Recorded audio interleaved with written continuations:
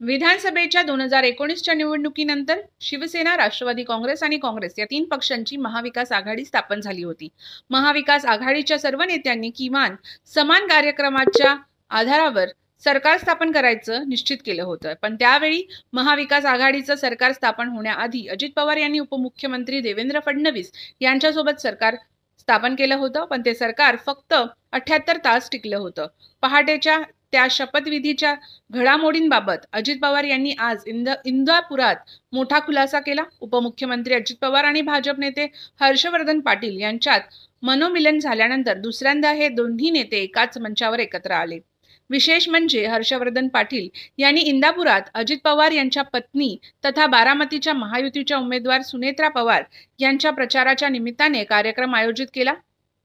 या कार्यक्रमात अजित पवार यांनी 2019च्या पहाटेच्या शपथविधीच्या वेळी नेमकं काय काय ठरलं होतं याबाबत मोठा गौप्यस्फोट केला.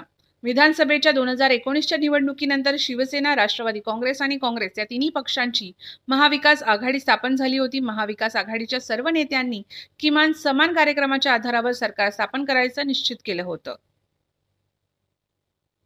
पहाटेच्या या शपथविधीच्या घडामोडींबाबत अजित पवार यांनी आज इंदापुरात मोठा खुलासा केला.